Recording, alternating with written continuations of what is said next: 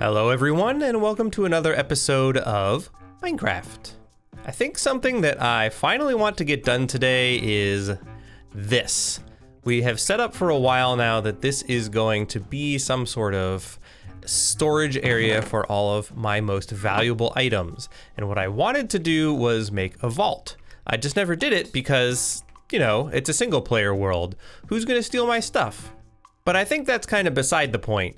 This isn't really a world where I need to care about people stealing my stuff, but it is a world where I get to do the things that I want to do.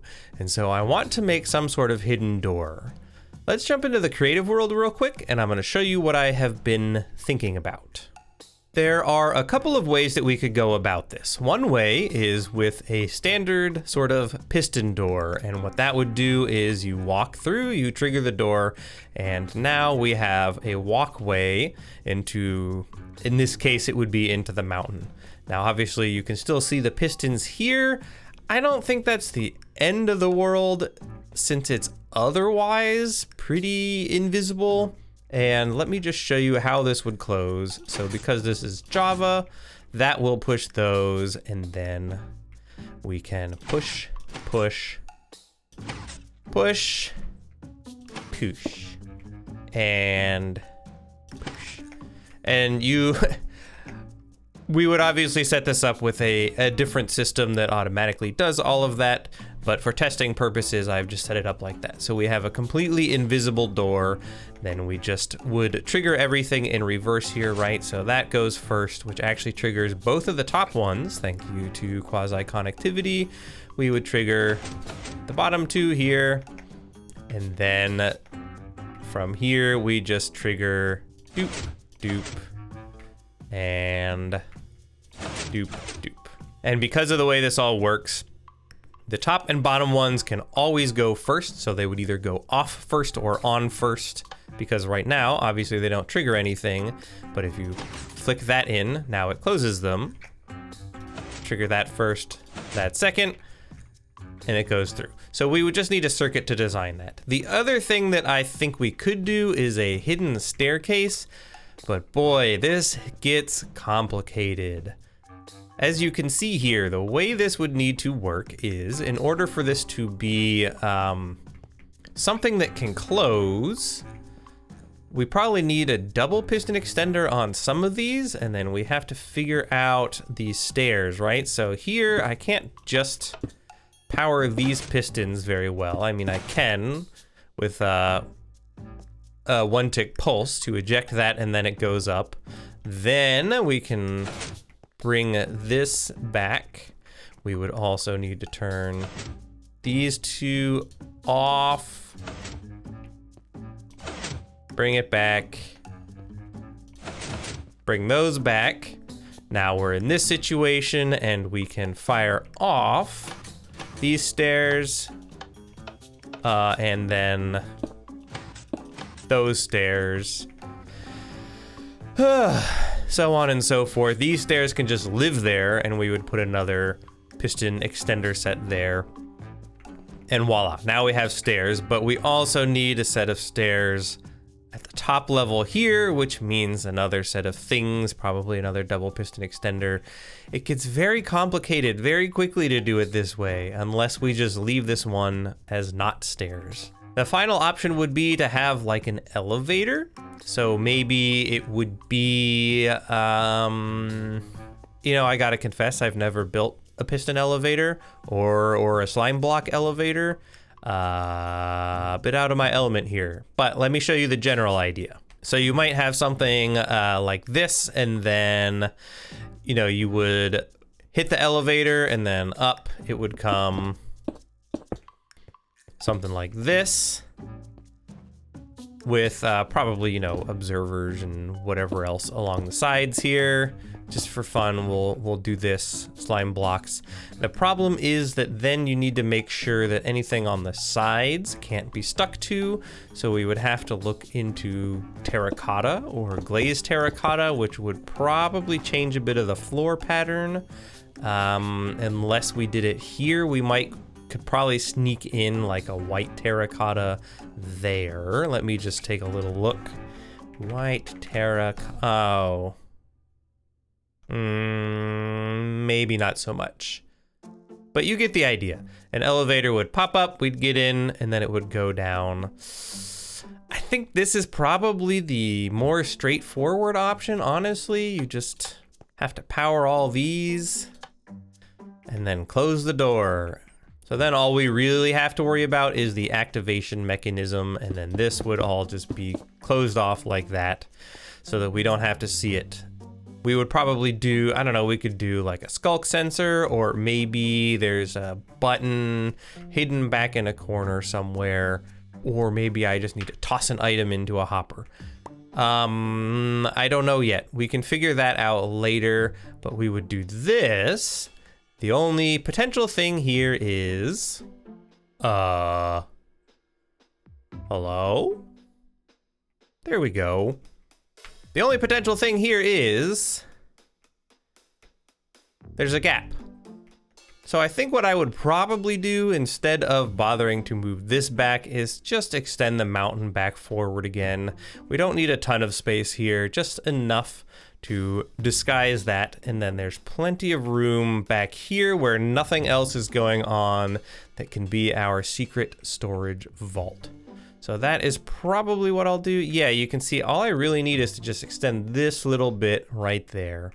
Now I am excited about this because making hidden things is one of my long-term passions in this game, and I haven't really done much of that. The only hidden thing that we have really made is the capitalism contraption. All of our various villager elevators are hidden away in here, and I'm very happy with those. We've got what, 1, 2, 3, and then a fourth one over in the village there. But I just haven't done a whole lot else of that. I've been stuck on trying to do all the things that I'm not used to doing. So that would be building and this, everything here basically. I think it's time that I start doing some of the things that I am more comfortable with. So let's make a secret vault. As I've been gathering logs here, I've started putting things into shulker boxes because I was running out of room in this chest. So basically this is oak log to indicate oak is in there. I suppose I could get one of those resource packs or whatever that puts it on the shulker box. That's a future problem. The point of all this is just, I'm out of shulker boxes. So I think it might be time for another end raid. I'm all stocked up on rockets. We have a whole, I don't know why I opened that. We have a whole shulker box of rockets here. We have tons of food in our pink shulker box. We got a totem, we have our shield. Let me just put my hoe here back in the tools box, because we are not gonna need that. We have spare elytra. And yeah, I think we're just gonna go out end raiding.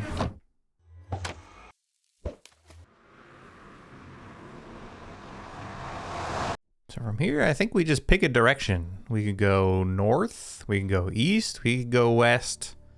I don't know if I want to go south, but hopefully we've got an easy way back now. Let's just go north and see what happens, I guess. I mean, spares are always nice. Where is this other guy? Excuse you? Okay.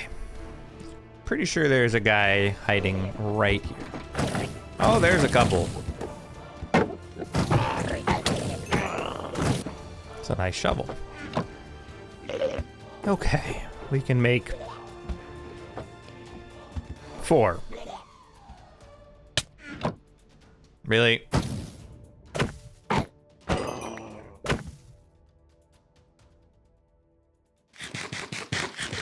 You may find yourself wondering, Nudos, why don't you just make a shulker farm? And the answer is simple, really.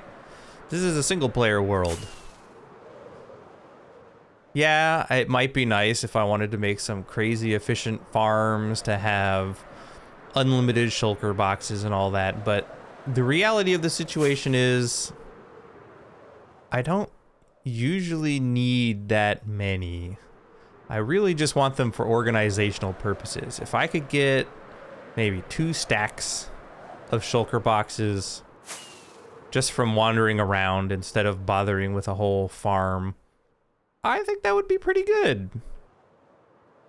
And we're already at probably almost half a stack plus whatever I already had, so I think that's okay.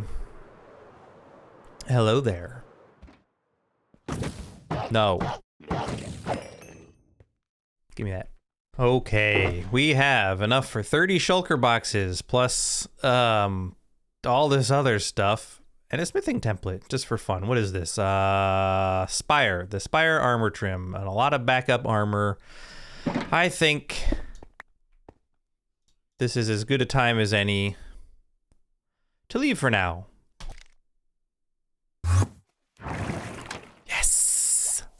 Okay, so here is what's left. We still have this many. What is that? 927. And then over here, we took a couple of them. I think there were 4 to finish this out, and I've named all of these so that we know what's in there. The next thing is I need cocoa beans. I want to dye these all brown. I know that's not, they're different colors, obviously, but this tidies up all the different log types, and we can shove them in shulker boxes.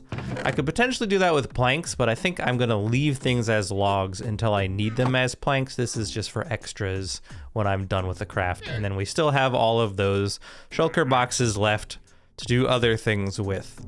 We've also used them, not for stone and cobblestone necessarily, but certainly for grass. Yeah. We always, since our shovel is a silk touch, we always have a lot of that. And then anything else that ends up just having entirely too much of. We could eventually probably get one for ice. Leaves, we could do a similar thing, one for each leaf type if we need to. Same thing that we did with the logs. But these are future concerns, and we can always go back if we need to. And we still have some freebie shulker boxes with things left over there. We've also taken advantage of some of the armor that's in there to get us a little bit more in terms of spares. And we have all of our elytra in here as well. I should probably enchant everything with unbreaking and mending just to make sure that we have it. I'm sure I have the books, so there's not a whole lot of reason not to.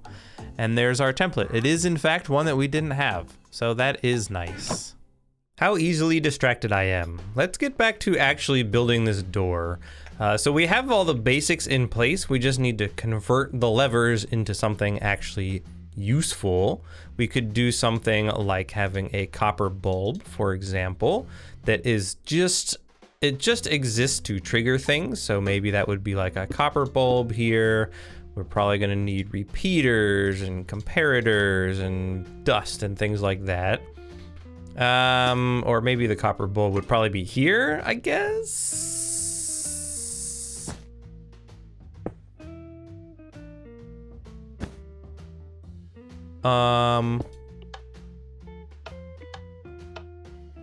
No, because we can't have the comparator be on top of the piston. So that would be the problem with putting it there. It would need to be something like this, but we don't necessarily want it running into this block. Here we want it running down. Let's just confirm here. So if that's on, that does power the top one.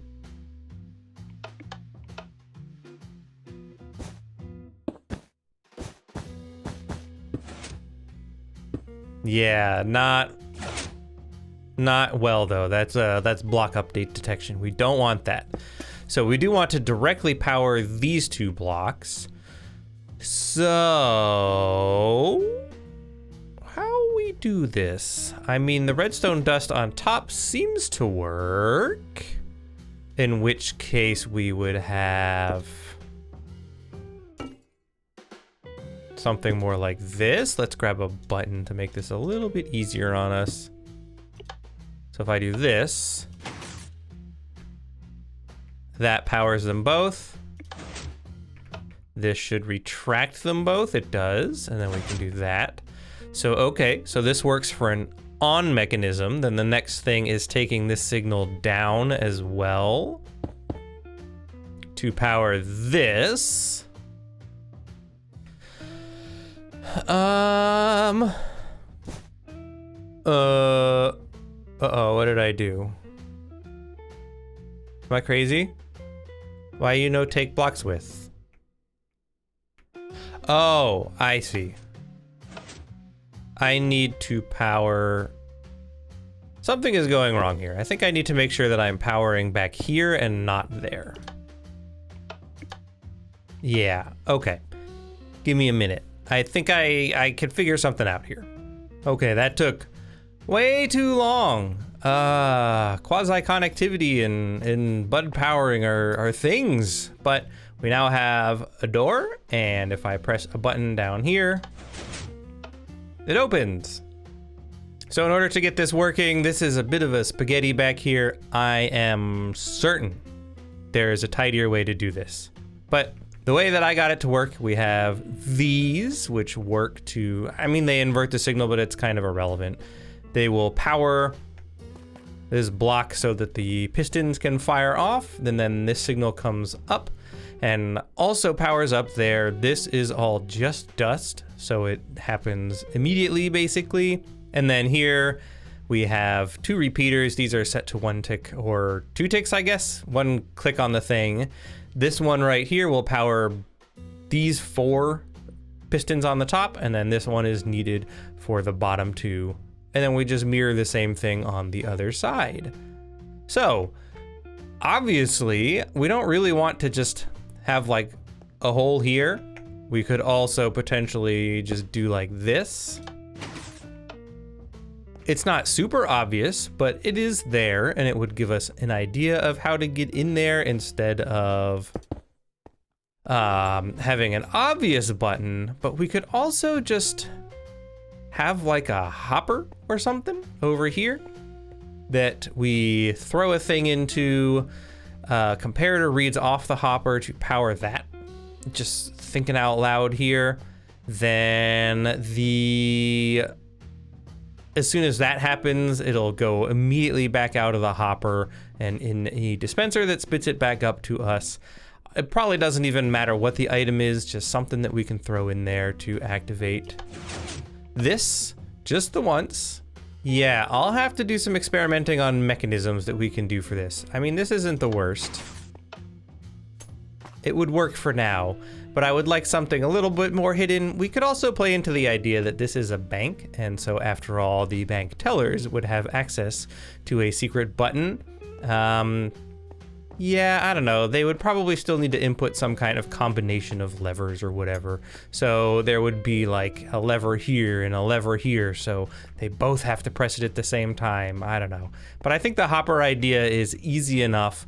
We could just have it be like, boop, right there, and then it could throw something in there. Let me think about how I can make that work. Something like this. I know you can't see it very well. Let me get rid of some of the roof here so that this actually makes a little bit more sense.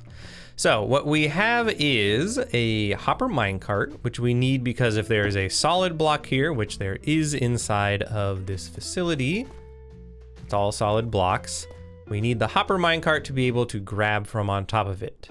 Then from there, we're going to go down into a hopper. Whenever this hopper has an item in it, it will trigger this just the once. It will then spit this item over here and then into this dispenser tower here, which with this little bit is gonna fire twice because of this observer. And fortunately, because of quasi-connectivity, it seems to power both dispensers, which does exactly what I want. So it's a very convenient little circuit. We want to block this off so that when this fires up, it can only go up that way. Same thing over here. We're gonna do this, block off all of these sides, and then we can just fill in the rest. So watch. Whoop. That is now on. This has come up, and then same thing here. We can fire it again. That turns off, it fires the item back up. So the idea is that you would be standing at the block, you would do this, and then it just spits the item back up for you. When it's time to close it, spits the item back up for you and closes it. So let me go ahead and install that there, and we'll get a better idea of how this is actually going to work in practice. Okay, here we go. So it is all installed. We just throw it over there, opens the door, spits the item back out. Once we're done, spits the item back out. Now, obviously, if you wanted, you could turn this into something where you create an item filter down there, and oops, this is what I meant. So you can see the contraption down here. This is how this is all laid out. It'll just spit it back out, and then we can go out the door.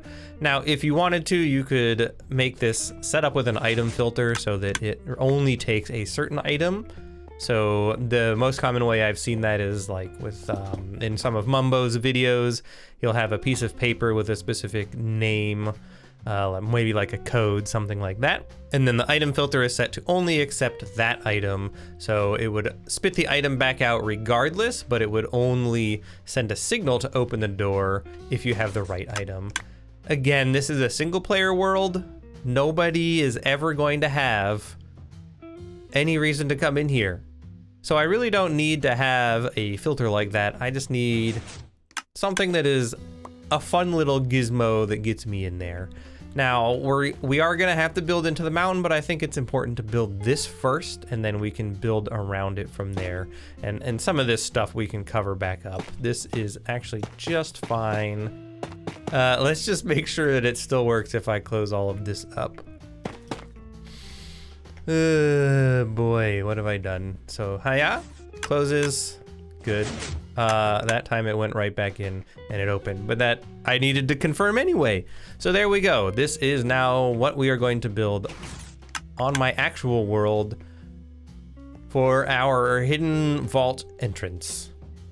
I'm trying something new this episode. In the new version 20 of DaVinci Resolve, they added an AI music editor. Normally I'm pretty against AI stuff, but this one allows me to just select a piece of music, drag it out and make it longer, and it will automatically figure out how to repeat sections of the song so that it just fills that space. It's not inventing new music, it's not ruining the artistic vision, it's just doing what I would have done and taking other sections of the song as it exists and lengthening the bit. And this saves me a ton of time. Editing that music has been one of the most annoying things that I have to deal with on a regular basis. So it has been working really well, I think. I hope you guys enjoy it. They also have a new AI captions feature. If that is a little bit smarter about how it edits things as opposed to the existing one, which has been very frustrating to edit, then I'm all for it. So let's take a look at this vault door. Okay, here we are on the actual world, and there we go. This is now all set up. It's just a little ugly back here right now and a little hard for me to navigate at the moment. But here is all the same circuitry. Now, I just need to bury all of this. I mean, obviously this is going to go back into the mountain here. So that we can open up. I'll keep digging that back in just a little bit here, but we're gonna open it up like that. We're gonna line the walls here so that it is less ugly. I may or may not keep using the terracotta like this. I might do something else. Might do something else with the floor. Kind of think since it's a vault, maybe having like iron blocks around it just as like a no one can break in sort of thing might make sense. But let me try covering this up and we'll see what it looks like. It's maybe not the most sensible place to have built a bank right up against a mountain like this, where people can just walk onto the roof. But it covers it, so it is what it is. We now have that all covered, and a little bit in here I have started dealing with the interior, what that's gonna look like. So for right now, it's just this. While I figure out what I want to do with the walls, I'll probably bring it back another 1 or 2 blocks, and then we should be able to, I think, let me go into Cheaty Cam here. Yeah, I think we go back Actually, this is probably all right. We'll go back one more block and then we can start expanding it out into what the actual vault will look like. And then we should be good. Wow. You can really see the extent of this rail system for the capitalism contraption from up here. Ooh boy, that was a lot of work. And the vault is now complete. So I went with iron, I went with the chiseled tuff for the bottom, and then you walk in here, and here is our valuables chest. So all our diamonds, all our smithing templates, netherite things, keys, horns. For now, I mean, it's kind of arbitrary what's in here. Netherite and diamonds obviously make sense.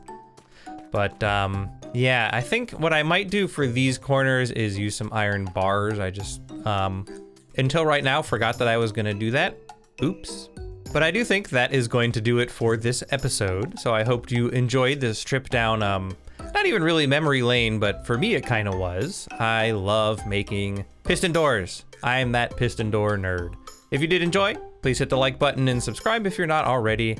I will see everybody in the next episode. Bye.